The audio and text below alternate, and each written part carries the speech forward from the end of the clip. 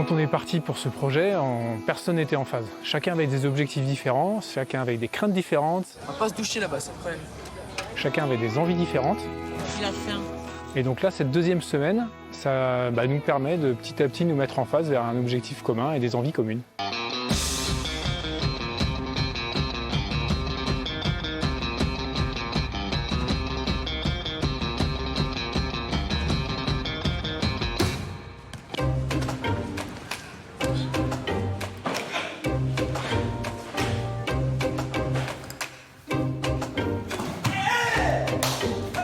Pour le karaté, on s'est retrouvé au milieu d'un centre privé mais très compétitif.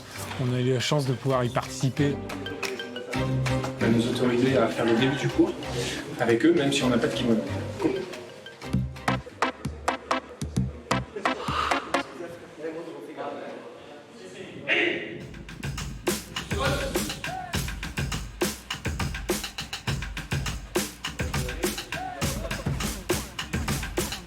Est-ce que le karaté est reconnu et bien reconnu au Brésil comme sport?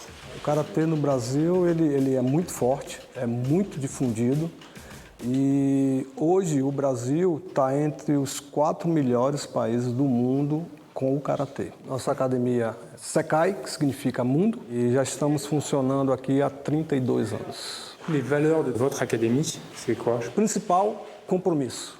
O termo em japonês é onegashimasu, que é os, significa você ter compromisso com a arte.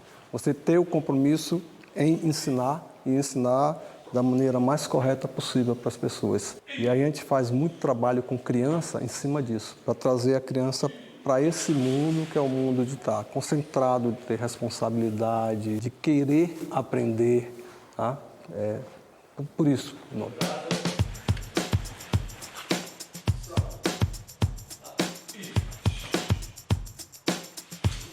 Meu nome é Diego Andrade, tenho 30 anos, sou tricampeão pan-americano, vice-campeão mundial, campeão brasileiro de 2018. On a le même titre, vice-champion du monde. Alors le karaté aux Jeux Olympiques cette année à Tokyo en 2020, est-ce que tu penses que ton karaté, qui est le karaté japonais, aurait un intérêt à être aux Jeux Olympiques? Não é totalmente fora, mas ele tem diferenças grandes em vários sentidos. Tanto na prática mesmo, da execução do movimento, quanto na parte da forma de pensar. Você vê num karatê olímpico algumas, por exemplo, ele reclama de uma marcação de um árbitro. Oh, não. No karatê marcial, não. Mesmo você sabendo que você está errado, você tem que cumprimentar porque no karatê olímpico, como qualquer tipo de esporte, o mais importante é vencer. Nesse caso, não. No caso da gente, é mais importante você se vencer do que vencer o próprio adversário. Então, não importa tanto a vitória contra o outro, e sim contra você. Je voulais savoir ce que ça te procurait de faire du karaté. O karatê ele faz parte de toda a minha vida. Assim. No meu trabalho, eu uso o karatê. Na forma de pensar, na forma de antecipar, ele traz para dentro também a disciplina, a parte de hierarquia, de como se postar, se comportar e antecipar alguns problemas.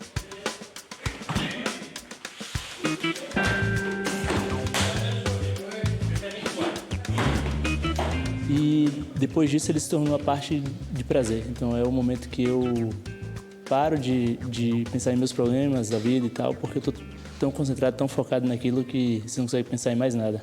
Merci beaucoup. Merci beaucoup. Ravi d'avoir participé à une séance avec toi. Alors moi, cette séance de karaté, j'ai trouvé ça super, mais je me suis fait une entorse à l'orteil.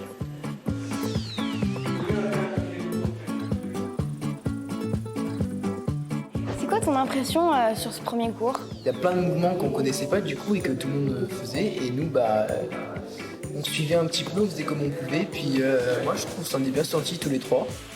Quand on découvre un nouveau sport, on se sent complètement nul, on n'est pas du tout coordonné, on prend les choses à l'envers. J'ai filmé, j'ai observé. C'est vrai qu'ils s'en sont pas trop mal sortis. Cela dit, tous les trois, ils sont raides comme la justice. On va dire que le saut à perche, ça amène pas trop de coordination finalement pour un kata de karaté. Mais bon, je suis assez fière d'eux, c'est pas mal.